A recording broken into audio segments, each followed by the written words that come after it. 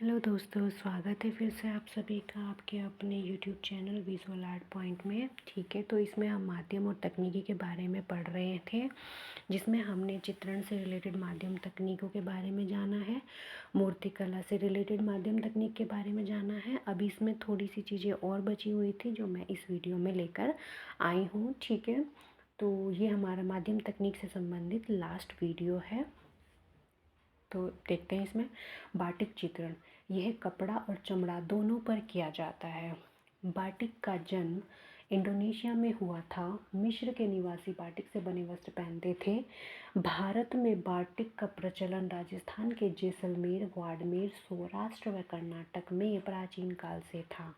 इसमें कपड़े पर बाटिक करने से पूर्व मोम का प्रयोग किया जाता है, जबकि चमड़े पर मोम की जगह बबूल के गोंद का प्रयोग किया जाता है।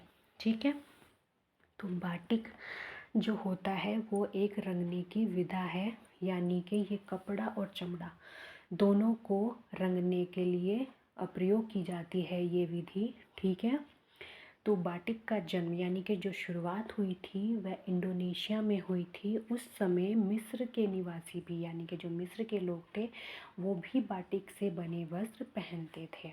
ठीक है, भारत में इसकी शुरुआत प्राचीन काल से जो हुई है वो कहाँ से हुई है, वो राजस्थान के जैसलमेर, बाड़मेर, सौराष्ट्र व कर्नाटक से हुई है। ठीक है, तो यानी कि राजस्थान में जैसलमेर, बाड़मेर, सौराष्ट्र व कर्नाटक के जो लोग थे वह बाटिक से बने वस्त्र पहनते थे। ठीक है, या फिर उसका वहाँ पर प्रचलन था। तो बाटिक जो विधा है इसमें क्या होता है कि जब हम कपड़े को रंगते हैं, ठीक है, कपड़े को रंगने से पूर्व इस पर मोम लगाया जाता है, यानी कि जहाँ पर हमें रंग नहीं चाहिए वहाँ पर हम मोम लगा देते हैं। ठीक है, और उसके बाद जब हम कपड़े को रंग लेते हैं तो बाद में मोम को गर्म पानी में डुबो कर पिघला कर कपड़े से छुड़ा लिया जाता है, जिससे इस पर अलग तरह के पैटर्न या डिज़ाइन बन जाते हैं। ठीक है, उसी तरीके से जब चमड़े पर हम रंग चढ़ाते हैं या रंग करते हैं तो उसके लिए हम बबूल के गोंद का प्रयोग करते हैं। ठीक है, तो बाटिक में चमड़ा और कपड़ा दोनों पर ही इसका प्रयोग किया जा सकता है, यानी कि इनको रंगा जा सकता है। ठीक है,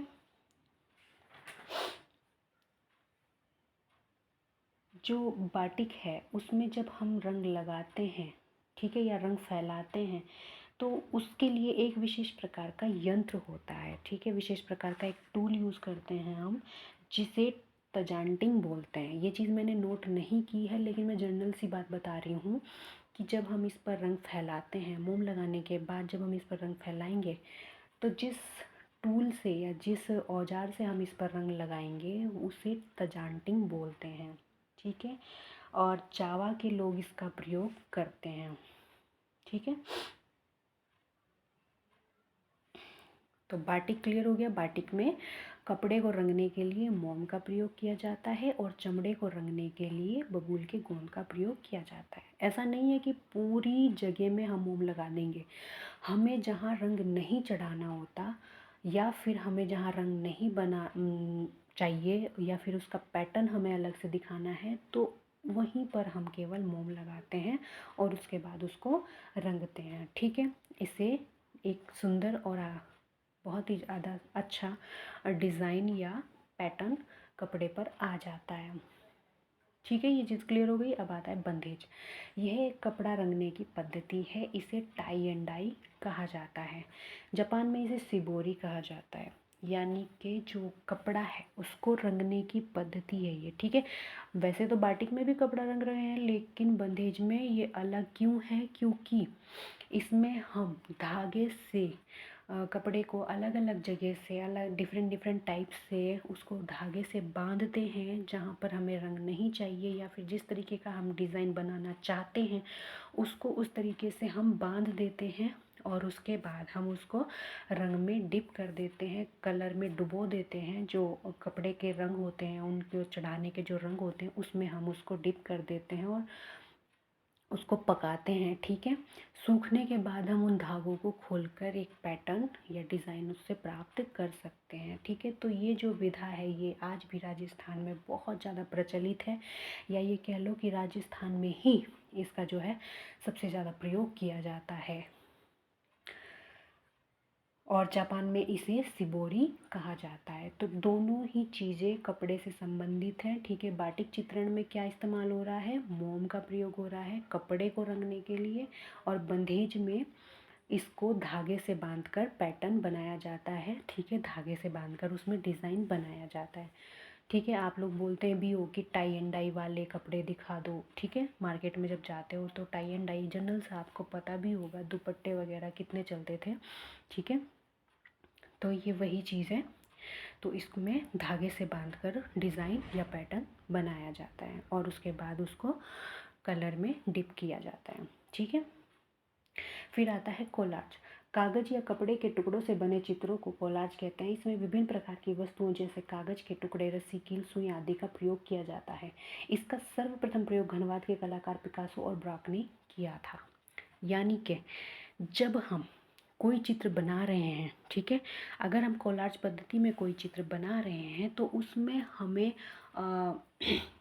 डिफरेंट टाइप की चीज़ों की ज़रूरत पड़ती है, और वो हम अपनी मर्ज़ी से कुछ भी ले सकते हैं। उसमें हम कपड़े के टुकड़े ले सकते हैं, कागज़ के टुकड़े ले सकते हैं, रस्सियाँ, कील, सुई, रेत, कंक्रीट, इन सब चीज़ों का इस्तेमाल हम कर सकते हैं, ठीक है, अपने चित्र को तैयार करने के लिए, ठीक है। तो कोलाज का जो सबसे पहले प्रयोग किया था, या फिर इस विधि में सबसे पहले जब चित्र बनाए थे, वो घनवाद के कलाकार पिकासो और ब्राक ने इसका आविष्कार किया था, ठीक है। यानी कि जो 20वीं शताब्दी के महान कलाकार थे पिकासो, उन्होंने घनवाद में, और ब्राक ने, ठीक है, ये दोनों घनवाद के आर्टिस्ट थे। इन्होंने घनवाद की शुरुआत की थी। घनवाद के बारे में हम वेस्टर्न आर्ट में ही पढ़ेंगे, ठीक है। तो इन दोनों ने ही अपने इस टेक्निक को विकसित किया था, या फिर ये कह लो कि इसको सबसे पहले बनाया था, ठीक है। इसमें सबसे ज़्यादा डिफरेंट टाइप की चीज़ों को इस्तेमाल करके हम चित्र को तैयार कर सकते हैं। वो हमारे ऊपर डिपेंड करता है कि हम अपने चित्र में कितनी चीज़ों का इस्तेमाल कर सकते हैं। कोलाज में बहुत ज़्यादा विविधताओं वाले पोत का प्रयोग किया जाता है, ठीक है। ये एक क्वेश्चन भी है कि किस विधा में या किस विधि में जो है पोत की सबसे ज़्यादा विविधताओं का प्रयोग किया जाता है, यानी कि डिफरेंट टाइप के टेक्सचर इसमें दिए जा सकते हैं, ठीक है। जाहिर सी बात है, इसमें सॉफ्ट टेक्सचर भी आ जाएगा, हार्ड टेक्सचर भी आ जाएगा, ठीक है, रफ टेक्सचर भी आ जाएगा। तो डिफरेंट टाइप के टेक्सचर कोलाज पद्धति में दिए जा सकते हैं, यानी कि पोत की विभिन्नता सर्वाधिक इसी पद्धति में पाई जाती है। ये बहुत इम्पोर्टेंट चीज़ है, आप बहुत ध्यान से इसको पढ़ लीजिएगा, ठीक है। बाकी घनवाद के बारे में हम उनकी वीडियो में डिस्कस करेंगे, ठीक है। अब इसमें नेक्स्ट आता है पच्चीकारी या पित्रा ड्यूरा। यह स्थापत्य कला में सजाने की एक विधि है जिसमें रंगीन पत्थर या बहुमूल्य धातु को पत्थर पर जमाया जाता है।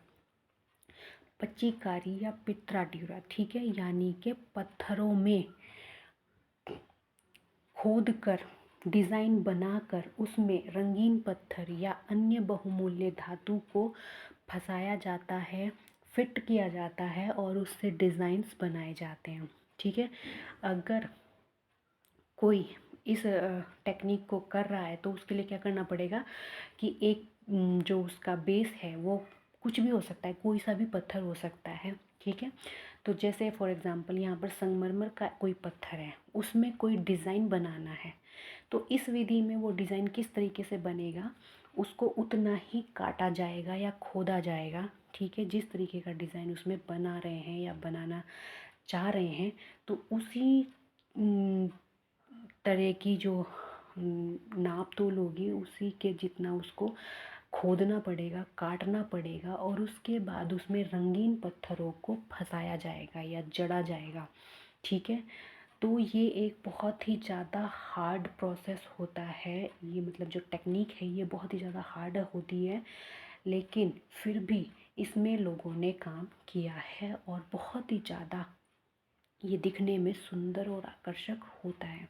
ठीक है, तो बहुमूल्य धातुओं को फंसाया जाता है इसमें, मतलब जो अन्य पत्थर फंसाए जाते हैं यानी कि अन्य पत्थरों से जो डिज़ाइन बनाया जा रहा है वो बहुत ज़्यादा बहुमूल्य होते हैं, वो रत्न होते हैं, वो जैसे ठीक है। तो ये काम जो है हमारे यहाँ पर भारत में सबसे पहले जो है मुग़ल काल में हुआ था। ठीक है, यानी कि मुग़लों ने ही इस टेक्निक को अपने भवनों में, मीनारों में जो है कल कारीगरों से करवाया था। ठीक है, तो इसमें मैं बता देती हूँ कि भारत में सबसे पहले जो इसका इस्तेमाल किया गया था, इस विधि का जो प्रयोग किया गया था, वो जहांगीर के द्वारा एतमादुद्दौला, ठीक है, जहांगीर के समय पे एतमादुद्दौला का मकबरा बनाया गया था जो कि उनके ससुर थे। ठीक है, उनके मकबरे पे इन्होंने सबसे पहले इस टेक्निक में काम करवाया था, यानी कि उसको पच्चीकारी से सजवाया था। ठीक है, अगर आप लोगों ने आगरा के लाल किले को देखा है तो उसमें भी एक जगह ऐसी है, मुसम्मन बुर्ज जिसका नाम है। ठीक है, जहाँ पर औरंगजेब ने अपने पिता को, मतलब अपने उसके जो पिता थे, कौन थे, शाहजहाँ, उनको कैद कर दिया था। ठीक है, उनके लिए एक तरह का जेल उन्होंने बनवाया था और वहाँ पर उनको नज़रबंद कर दिया था। भले ही वो वास्तविक जेल नहीं थी, उनको केवल वहाँ पर नज़रबंद किया गया था। ठीक है, तो उस मुसम्मन बुर्ज में भी इस विधा में इतना अच्छा और बारीक काम किया गया है, आप अगर उसको देख चुके हो सॉरी, अगर आप उसको देख चुके हो तो आपको समझ में आ जाएगा कि ये काम कितना डिफ़िकल्ट होता था। ठीक है, तो अगर आपने नहीं देखा तो कोशिश कीजिएगा एक बार उसको ज़रूर देखने की। इसमें अब आता है मणिकुट्टम, यह भी स्थापत्य कला से संबंधित है। इसमें रंगीन कांच के टुकड़ों से कार्य किया जाता है। ठीक है, मणिकुट्टम या मोज़ाइक, इसको मोज़ाइक भी बोल सकते हैं। तो इसमें क्या होता है कि जिस तरीके से उसमें रंगीन पत्थर इस्तेमाल कर रहे हैं, बहुमूल्य धातु इस्तेमाल कर रहे हैं, इसमें हम रंगीन कांच के टुकड़े इस्तेमाल करते हैं अपने भवनों को सजाने के लिए। ठीक है, फिर आता है मुद्रण यानी कि प्रिंटिंग। यह एक छपाई की तकनीक है, इसकी खोज 1940 में गुटेनबर्ग ने की थी। तो मुद्रण क्या होता है, प्रिंटिंग। ठीक है, यानी कि छपाई, छपाई की एक तकनीक है जिसकी खोज 1940 में गुटेनबर्ग ने की थी। ये हम अपने ग्राफिक्स में, ये बहुत ही डीप एक क्वेश्चन, सॉरी, बहुत ही बड़ा एक चैप्टर है प्रिंटिंग का, इसको हम अपने ग्राफिक्स में कवर करेंगे। ठीक है, इसमें कई सारी चीज़ें हैं, डिफरेंट टाइप की प्रिंटिंग्स हैं इसमें, तो उनको हम अपने ग्राफिक्स वाले पोर्शन में कंप्लीट करेंगे। फिर आता है इसमें इलस्ट्रेशन कला। जब चित्रकार किसी कहानी, घटना या कथा की सूक्ति पर आधारित चित्रण करता है तो उसे इलस्ट्रेशन आर्ट कहते हैं। यानी कि जब कोई आर्टिस्ट किसी कहानी या घटना या फिर सुनी हुई कोई कथा उस पर आधारित चित्रण करता है तो उसे इलस्ट्रेशन आर्ट कहते हैं। ठीक है, गैसोपट, गैसोपट क्या होता है, लकड़ी के पटरे पर पीओपी लगाकर धरातल तैयार किया जाता है और ये बहुत शुष्क होता है। ठीक है, तो कुछ लोग, जो कुछ आर्टिस्ट होते हैं, वो इस तरीके का काम भी करते हैं, यानी कि लकड़ी का एक बोर्ड होता है, एक फट्टा होता है, उसके ऊपर पीओपी लगाई जाती है। वो उसके ऊपर डिपेंड करता है कि वो किस तरीके से उसमें टेक्सचर लाना चाहता है। ठीक है, तो ये केवल टेक्सचर के लिए ही इसमें पीओपी लगाते हैं और एक धरातल तैयार करते हैं, उसके ऊपर से फिर उसमें रंग लगाते हैं या अपना चित्र तैयार करते हैं। ठीक है, या अपनी पेंटिंग बनाते हैं। लेकिन ये जो होता है ये बहुत ही ज़्यादा शुष्क होता है, बहुत ज़्यादा ड्राई होता है। ठीक है, तो इसमें सबसे ज़्यादा जो इस्तेमाल पायस का किया जाता है वो अंडे का घोल, ठीक है, अंडे का घोल इस्तेमाल किया जाता है। तो आज की इस वीडियो में हमारी माध्यम और तकनीकी से संबंधित जो चीज़ें थी, जो पॉइंट्स थे, वो कवर हो चुके हैं, क्लियर हो चुके हैं। और इन नोट्स को आप बहुत ध्यान से पढ़ लीजिएगा, समझ लीजिएगा, ठीक है। ये आपके एग्ज़ाम्स में ज़रूर पूछे जाएंगी, इनसे रिलेटेड चीज़ें। तो नेक्स्ट जो टॉपिक है हमारा, उसमें हम आगे की चीज़ों को लेकर आते हैं, ठीक है। तो तब तक के लिए आप लोग तैयारी करते रहिए। Thank you.